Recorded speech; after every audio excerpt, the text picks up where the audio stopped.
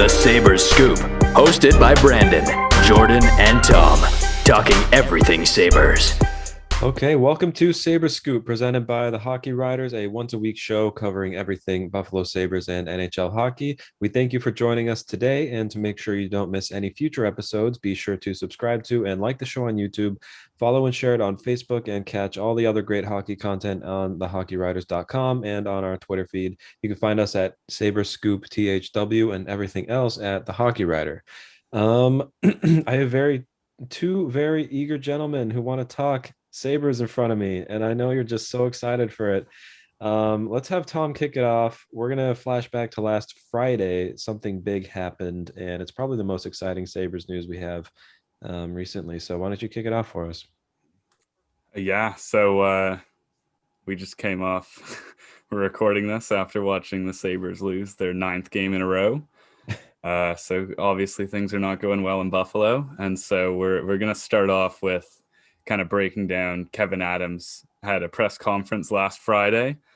Since that press conference, the Sabres are 0-3-1, and basically in that presser, he was saying he was angry, he was fed up. He said the media should be angry, the fans should be angry, everyone should be angry. He has full authority to use if he needs it. I mean, people brought up Ralph Kruger. He says he's evaluating Ralph Kruger. Jack Eichel was brought up. He says he's evaluating everybody. And I saw this press conference as kind of a wake-up call to the Sabres. Like, you guys need to turn it on. The GM's pissed. The fans are pissed. Turn this thing around. And I didn't see any change in the 4 games after. And here we are, 9 losses in a row. So I'll ask you guys, what do you take out of this press conference? Is Adams really mad? Is this just a show? Is he actually going to do something? Will he fire the coach? I'll start with you, Brandon. I think he's really mad. I wrote an article about his press conference this week, and included a lot of quotes of his. And I really do think that he cares about this team. He's a local guy, grew up a fan of the team, has been around the team, for the last number of years here, and the organization and hockey in the city. And I really think he cares about them. I don't believe that he has any power to do anything on the hockey side. I believe that goes up. I believe that's not his place. That's maybe I'm a conspiracy theorist there. I just don't think that I don't think he can make moves mid-season right now. Whether it's something related to money, that's a lot of the rumors about why Kruger hasn't gone yet is money related. And, do I think he's angry? Yes. Do I think he cares? Yeah, but I don't think anything's going to happen. Jordan, maybe you have something else to say about that. No, I very much agree. And when you look at his tone throughout that press conference, it's quite clear that he didn't want to commit long term to coach Ralph Kruger. He tried to make it very clear with the way he was phrasing everything that he did not want to commit to anybody. And this team really did need a wake-up call. And when I really just listened to him talk, it was refreshing to hear some honesty within the Sabres organization, honestly. And although some people did complain about it, I did like most of his answers, and it made me a little bit more confident as a Sabres fan and writer into the team. So I'll ask you guys, do you guys think Ralph Kruger is really on the hot seat, or do you think a lot of people are saying they think this is just going to ride out the rest of the season? Do you think Kruger will be fired anytime soon if this streak continues? Because, 9 losses in a row. They've only got 4 regulation wins this season. This is incredible. I came into this season thinking Sabres actually had a pretty solid shot at maybe locking up the 4th seed with a roster that's got the likes of Jack Eichel, Taylor Hall, Rasmus Dahlin. You got Jeff Skinner, Sam Reinhart. They have some strong players, and they have not been performing this year, and a lot of people are blaming that on the coach. Do you guys think he's out soon, or you think they're sticking with him? Well, I think we can officially say now that Taylor Hall has cursed. He has some type of magical powers that curses every team he plays on, because the Buffalo Sabres are very likely to get the 1st overall pick. More likely, by the way, since these new draft lottery rules are likely going to be announced, which we might get to later. But honestly, Ralph Kruger, he's probably going to play the rest of the season, guys, based off what's going on here, because the last 2 weeks, we keep hammering home the point, he's going to be gone after the next game. Road trip. Okay, so let's wait till they get back home. Then they're going to fire him. Wait, hasn't happened yet. So I mean, there's rumors out there. I wouldn't be surprised if they honestly just stick it out at this point because they're already last place. I kind of hope they don't, but the direction seems that way. What do you think, Brandon? Yeah, no, I certainly agree with you. I don't see Kruger being a midseason fire. I think he's going to be with the team for the rest of the season, which is kind of baffling because if you think about it, he was a Boudreau hire. He wasn't Kevin Adams hire, so he's a carry. He's a leftover pretty much. And so it's, well, does Adams, does he think he's a good coach? He said they have a good relationship in the press conference. Whether or not that's true, the results haven't been there. 6 wins total, just 4 regulation wins, like Tom said, and now their 25th game, 24th or 25th, and it's simply not good enough. So I think he should be gone, but I'm not positive about it. One thing that people got pretty upset with him about was lying about Jack Eichel's injury, and maybe it was much more serious than was let on. But I think the injury that Eichel suffered is actually separate from the one that they were talking about. So Eichel, if you didn't know, has missed the past 2 games. That's obviously a big hit to the Sabres roster. Kruger said that he was going to be out at least a week to 10 days. What do you guys think about that? Obviously it's a big loss for the Sabres. What do you just think about for Eichel's season, let's say? How does that affect him? It's Eichel's season has been very interesting. I think he's been playing through. I mean, we have proof now. He's been playing through multiple injuries. I mean, Kruger, a couple weeks ago, was casually mentioned in a press conference about Eichel having multiple lower body injuries. And he's been playing the whole way. He's had no time off other than, the few games they've taken him out for injury. He's played the vast majority of this season, and he has 2 goals. He has 2 goals. Jack Eichel has 2 goals. Something's not right, and hopefully, whatever this injury is, it hasn't been made totally clear. It might have been his neck injury that he suffered. Who was it he took the hit against? I can't remember who it was. Anyways, he looked like he messed his neck up a couple games ago, and I think that's after that. That's a possibility. But he's obviously just been roughed around a lot this season. He's got a lot going on, and you got to hope they take their time with this. Kruger says 7 to 10 days. You don't want to rush him back. You need him to. Now that we think of it, like, the Sabres probably aren't making the playoffs. So is it that crucial for him to rush back? No, I think you let him have a full recovery. You make sure the doctors are 100% certain he's coming back. Because if you bring him in and he messes something up again, like the amount of injuries this guy's had, I feel like it's very risky right now. So I'll go to you, Jordan. What do you think about this? Well, honestly, guys, I don't want to be all doom and gloom here, but Jack Eichel actually had to leave Buffalo to get a second opinion. And usually when a player has to do that, that's never a good telling sign. Elliot Friedman today, I wish I knew where, did come out today and did say there is rumors that this could be longer than the 7 to 10 day timeline that has been given by Ralph Kruger. I could see this going potentially closer till the end of the season. Hopefully it doesn't. Hopefully it's only like a couple weeks maybe, and we don't have to rush him back because there's no point. You might as well, we're already looking for next season, I guess Sabres fans are, but there's definitely no use in rushing back Jack Eichel at this point.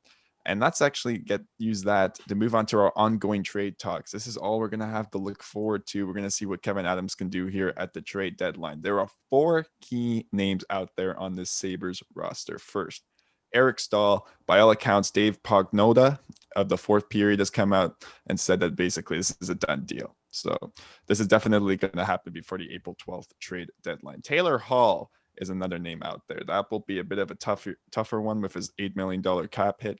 And then there's Brandon Montour. And of course, Jack Eichel's on there, but this injury is probably honestly going to delay that at this point. That should be an offseason move. Those are the 4 names out there, though. So I'll start with Brandon. Which of those names are you most interested in, and who do you think is getting moved? I'm most interested in Taylor Hall, just because I'm trying to think what kind of team he would go to. It's got to be a contender with some sort of cap space. And, they've got to have a strong roster already. I don't think Taylor Hall at this point, with the kind of season he's had, is that star player who's going to put a team over the top. I think he's more of like a complimentary veteran role player, which is really interesting to say about Taylor Hall. And just given the fact that, he's repeatedly said he'd like to stay in Buffalo long term, I'd be interested to see what happens with him. The most likely to be moved for me is, of course, Eric Stahl. His name's just pretty much, like you said, it's a done deal. I don't want to jump on the Eichel train. I know we've talked about that before, but you know what? If they rush him back and he pads his stats, who knows? But yeah, I'm not sure. Tom, was there anybody you could add to that? No, I think you've pretty much covered it. I mean, those are the four names we've really heard the most circulated around about potential trades.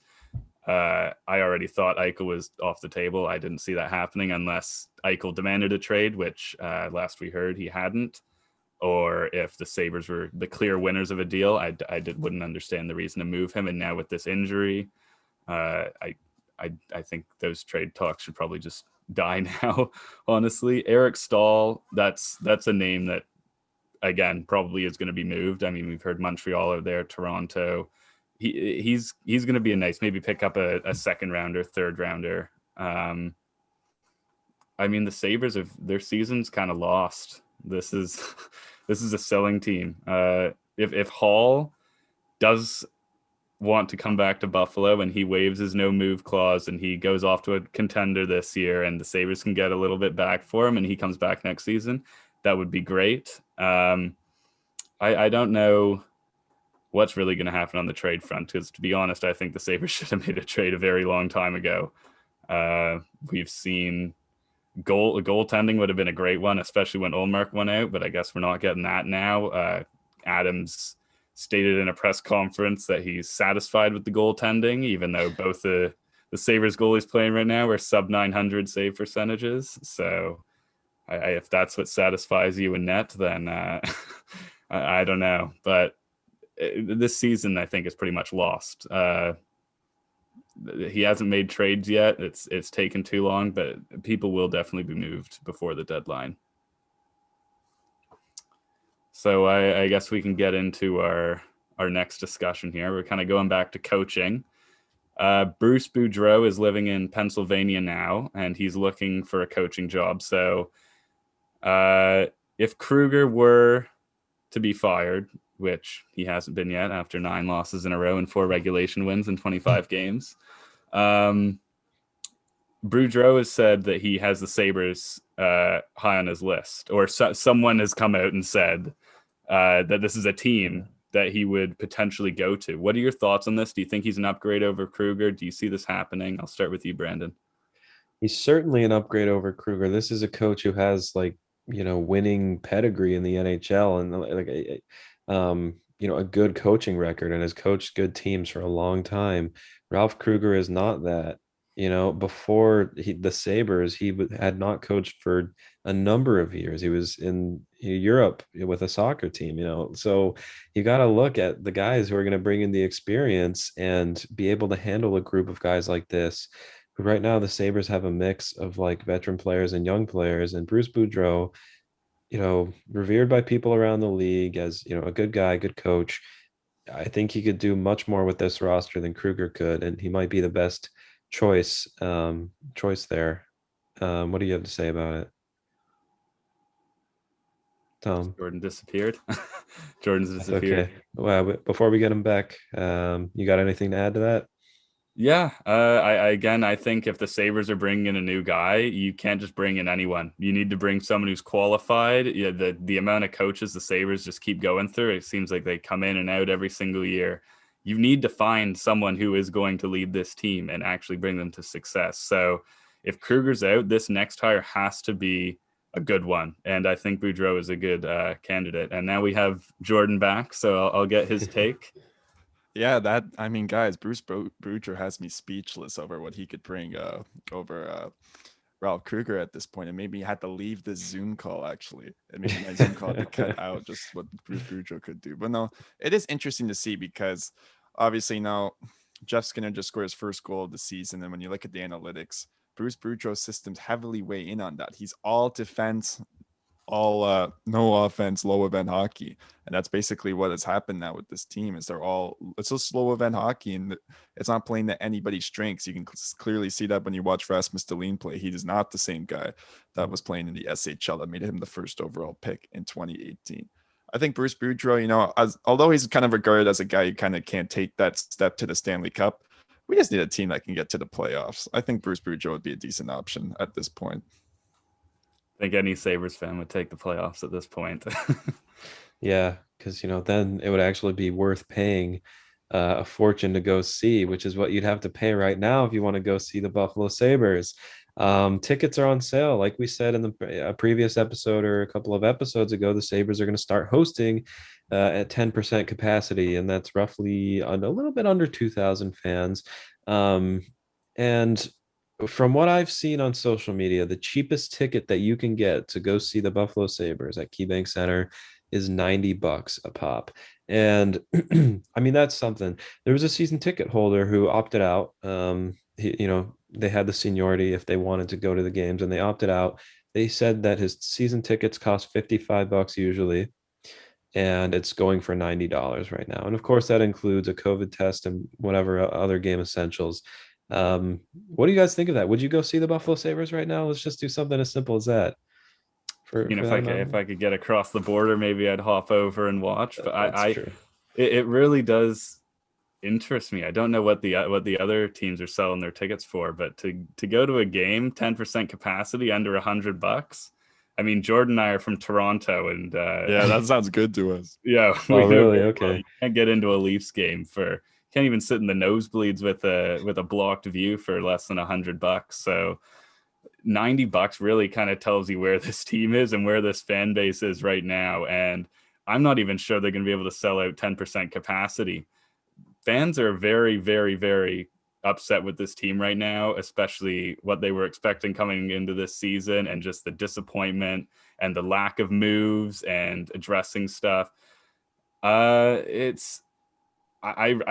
honestly wonder what's going to happen when these fans get back in the stands. They're back in March 20th against the Bruins. Are we just going to hear boos raining down? Is it even going to be 10% capacity? What do you think, Jordan? Honestly, guys, this is my take on it. I really hope almost no fans show up to these games. Want to know why? Because I want the Pagulas to actually have to pay attention to this Sabres team. They need to be held accountable for this. I don't know, guys, because if they do that and they're losing money on this team, it's going to force them to have to do something now. Hopefully that doesn't make them more involved in hockey operations. I don't think that's going to solve the answer, but hopefully that would really force them to maybe do what they've done with the Buffalo Bills, find the right group of people that can run this team. Maybe you need to start getting the scouting department too, considering we don't even have a scout in the WHL. I can't believe that's come out, and there's no scouts, I believe, where is it? Sorry, it's in Russia too? Finland. And they're relying, I think, primarily on video scouting at the moment. So we have nothing to look forward to with the draft. We might as well just trade away all our draft picks at this point. What's the point of even having a draft for the Buffalo Sabres? A lot of people in general are just saying this draft in particular is going to be a wash just because, the OHL, they haven't played a game yet. Mm-hmm. So, I mean, there's I don't know, but that's a whole other topic. But I totally agree with you guys. I'm used to, a year and a half ago, I was paying $6 to go see the Sabres, that's what, really. I mean, nosebleed seats, but still $6 going to see the Sabres. A beer cost more at the game than the tickets. So, that's how it was. But I'm not paying 90. And, we'll see if they sell out the 10%, and we'll see how the fans respond and how they play in front of their fans. I do just want to bring up a little extra point here now that we're talking about the Pagulas. They've come up. What do you guys think about them having no comment this season? I know a lot of fans have asked them to come out and kind of explain what's going on, give an explanation. Some people say they're the team owners. They don't have to speak in the middle of the season. A lot of owners don't. I'll give my opinion first. I think if you're going to be CEO and president of this hockey team and have as much of a say in the front office and how this roster is composed, I think you got to say something at this point, especially when this entire fan base, you've got so many people asking you to give an explanation. What's going on? what's happening? Are you going to do anything? Does Adams have any power over this?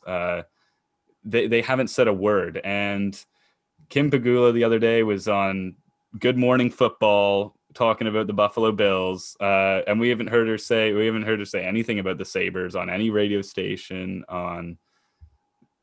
We haven't heard anything from her. No press conferences from them. And I mean, it's not always a huge expectation from an owner, but from your viewpoint, do you think they should be speaking up right now, or do you think this makes sense for them to be quiet? I'll start with you, Brandon.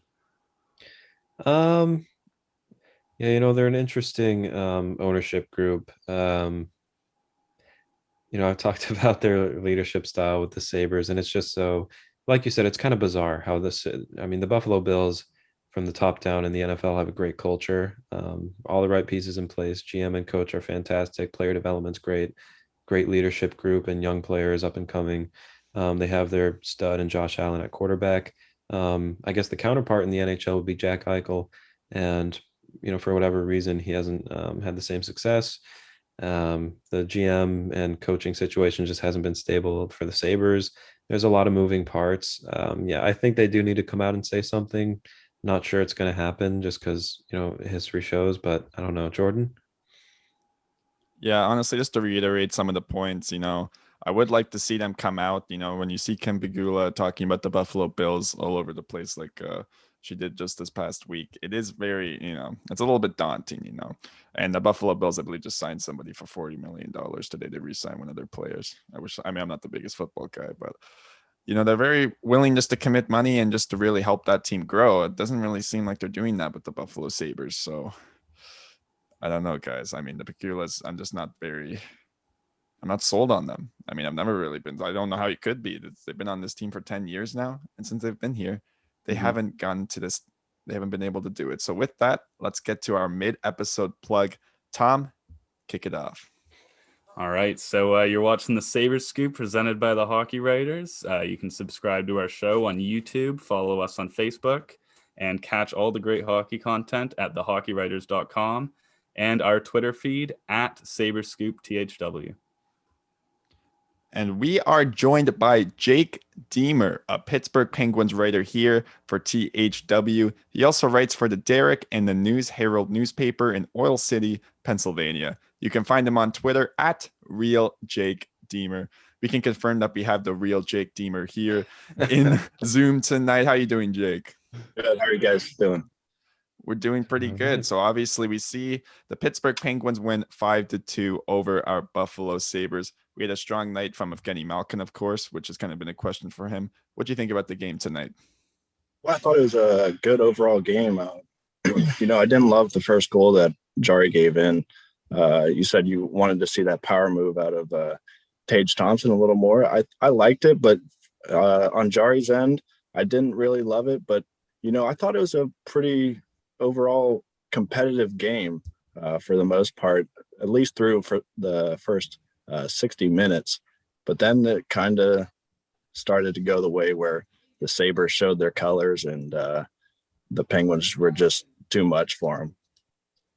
And now this was the first game this season that the Sabres and the Penguins have played each other, which is surprising. I mean, you almost forget watching the Sabres that the Penguins and Bruins are still in this division at this point.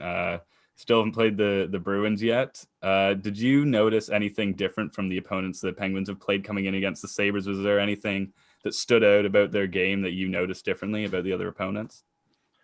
Well, I mean, looking at the Penguins schedule, it was kind of weird because they got, the toughest teams right off the bat, and they hadn't played the Buffalo Sabres, like you said. They still haven't played the New Jersey Devils. They haven't played the bottom team, so they kind of had to go through this gauntlet. But overall, I thought the Sabres, like I said, they played a great 60 minutes, but then they kind of just fell apart. And it's kind of different when you're watching them play the Bruins and the Capitals and the Islanders time after time again. And but I just think this is such a competitive division. And, you talk about how the Sabres are going through all these slumps and everything, but you got to remember, this is a tough division. This is probably the toughest division out there. So Uh, I, I mean, it's right to be hard on the Sabres, but again, like I said, this division is really tough, and there's a lot of parity throughout the whole thing. The Sabres are well aware, I'm sure. 9 losses in a row now, miles out of a playoff spot. Their season's pretty much done. So I think the Penguins kind of pounced on them tonight. Even though I thought the Sabres played a bit of a better game than I'm used to. This is probably one of their better performances I've seen. Honestly, I mean they actually had some offensive zone possessions. They had some good passing plays.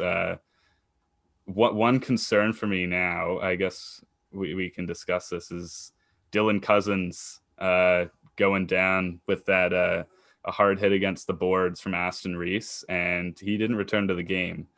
So I'll go to you, Brandon, on this. What would this mean for this Sabres team if he's gone from this? Yeah, it would be devastating. Obviously he stepped into that first line center role with the loss of Jack Eichel. And, with Eichel potentially being out for a longer period of time than 7 to 10 days, you really want a guy like Cousins to flourish in that role. And I think he really was. He played a strong game last game with an assist, and then he played a really strong game this game up until when he had to leave after that hit. So that would be a huge loss, obviously. Jordan, you want to add anything? Yeah, I mean, we might have to see first line center Riley Shahan again. Who Again? knows? We Yeah. might have to see that again. He wasn't But bad. yeah. He wasn't bad. Score. Yeah, I hope he can be okay, because Dylan Cousins, it's although he's not putting up huge numbers, he is kind of having a solid rookie season here. Analytically, from the eye test, I'm liking what I'm seeing from here. And we're also now seeing that Rasmus Dahlin knee hit by Chris Rudell. I'm curious to get Jake's thoughts on that. A little bit of debate, but in my opinion, just to quickly say it, it appeared, I think Rasmus Dahlin could have avoided that. I don't think there was any intentional knee-on-knee collision there. I'm curious, Jake, what do you think of that hit? When I was watching it, I was watching with my sister, and she said, "Oh wow, he got messed up there." And my first reaction was, well, that was a little bit of a dirty hit. I mean, I just I saw the knee on knee, and I didn't love the hit by Ruido. I thought it could have been avoided on both ends. But looking at the Cousins hit, I looked at it and I watched it a few times on the replay, and it didn't really scream to me that it was a dirty hit. It was away from the boards and everything, but it was, you didn't see Cousins' numbers. He was facing Aston Reese, and it was just an unfortunate situation for Cousins. But going back to the Ruido, I do think that was a little bit of a dirty one. It could have been dirtier, obviously, but I don't think that it should have happened. I think, like I said, it could have been avoided on both ends. And it's just, thankfully, Dahlin did return to the ice. We got to hope. I mean, we've seen, obviously, it's happened with Eichel where he's been playing injured, and then he goes out eventually because he's agitated something. So you got to hope Dahlin, this isn't something serious that he just played through the rest of the game with, that it's going to keep him out a while. You got to hope he's coming right back in, because it did look like a little bit of a, I don't want to say a cheap shot, but I don't know. I hate those kind of hits. I feel like they're avoidable. You got to know where your leg is when you're going to hit someone. It's unfortunate. But we'll jump into some stuff outside of the game. So this week, ESPN signed a 7-year deal with the NHL. And so I kind of want to get your guys' thoughts. Are you excited about this? Is this good for the NHL? I can start with you, Jake. What do you think about it? Well, I'll tell you one thing. It's good for one thing. If Gary Thorne comes back, I think we're all in agreement with that. Oh, if yeah. we get Gary Thorne back, I'm all for it. If we don't, I'm not a huge Steve Levy fan. I know that he's a big play-by-play guy on there, but I'm a huge Gary Thorne fan, and I just think it would really bring back the nostalgia of the late 90s hockey, and a lot of my childhood memories of the Penguins is from games that Gary Thorne was calling, and I think it's overall good. It's going to get the game a little more exposure nationally. I think NBC kind of struggled with that a little bit. I loved NBC's coverage, don't get me wrong, but I think ESPN can do a lot with that NHL platform, and I hope that they do. Yeah, I mean, looking at this is absolutely huge for the NHL. And the fact that they're going to be out of marketing streaming packages, they're taking the NHL app and it's only going to be available on ESPN Plus, which is the best streaming platform really in sports right now. You get so many sports on that. The NHL is now included in that. So that's huge. And you even saw today, Gary Bettman went on First Take today and had a talk, I believe, with Max Kellerman. And it was pretty awesome to see. They clipped that, put it on YouTube. They're already starting to grow the game more. They really need to do this. I'm getting this deal. It's valued at over $400 million in a pandemic. That's absolutely crucial for this league. Let's get your final thoughts. Brandon, what do you think? Yeah, well, I didn't see that Bettman interview, but if it was with Max Kellerman, that's the same Max Kellerman who not too long ago said hockey is not a big four sport. So let's try to change those people's minds. Let's change the minds of guys like that. And Stephen A. Smith, who had a segment today about 5 things he does know about hockey. Um, a little cringy, but kind of funny if you want to go watch it. Number one was the puck is black, and that is correct. So if that's all ESPN knows now, let's get some good people in there. Let's get Gary Thorne back. You have Barry Melrose there. Let's get some excitement around the game. Let's like mainstream it here. Being on ESPN is a huge opportunity. I'm not thrilled about the people they have right now, but let's get it going. It's an opportunity. So and then, yeah. Yes. So let's get a little bit into now the Penguins goaltending situation. They've had average numbers, but they're getting the job done. What are your thoughts on Tristan Jarry? I know you've already kind of talked about this, Jake. Well, his start to the season was horrible, just to put it simply. And I think the Penguins fans have been through the gauntlet as far as goaltending the past couple of years. They went from having Marc-Andre Fleury, who was a franchise goalie, an elite goaltender, to thinking that his career was over. And now here's Matt Murray, the young savior that's going to be the next Marc-Andre Fleury. And then he obviously brings the 2 cups. And I think he put his expectations a little too high his first 2 years. And then it was just downhill from there.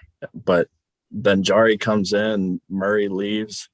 But like I said, his beginning of the season was bad, but since February, he's been great. I mean, he's 9-3 in his last 12 starts, and he's got around a .920 save percentage in that time after starting 2-4-1. And I saw a stat that he's got 97 high danger saves since February 13th, which is 24 more than anyone else. And the thing with him is he's so good at home. He's always has been in his career. This season, he's 8-2 at home, and throughout his career, he's 29-9-1 in his career at home.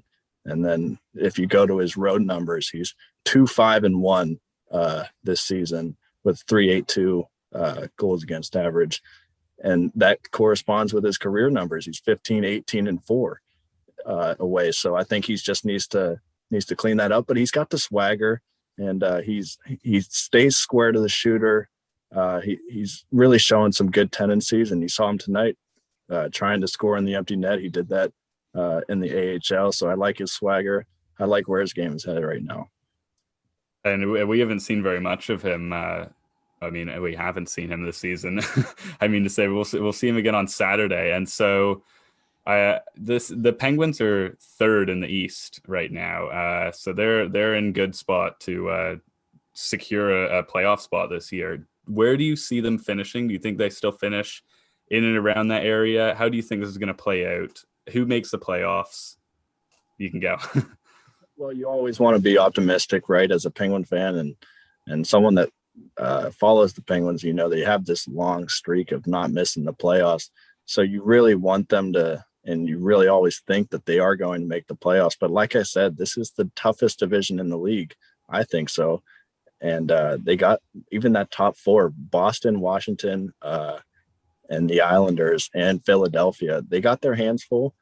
I think that they clean it up. They've really been playing good lately. And I think if they ride this stretch, that they can slip into the 4th spot at least, and maybe even the 3rd spot and stay in that 3rd spot. But right now, I don't see them missing the playoffs. If you ask me about a week or two ago, I would have said yes. But that's just how this season is going. And with these game series, these 3-game series, anything can happen. You know, you can play a game, you can play a team 4 times in a row and completely mix up the standings. So I think as it stands right now, if you ask me if the season the season ends today, obviously they're in a playoff spot. And if they keep playing like this, they're going to make the playoffs. I'll just ask one final question. If you had to guess 4 teams in the East, who makes the playoffs? I'm going with the Flyers are going to miss. So I'm going Washington wins the division, then Boston, then the Penguins, and then the Islanders right in the 4th spot. No Sabres? Sorry, not your guys' year. My bad.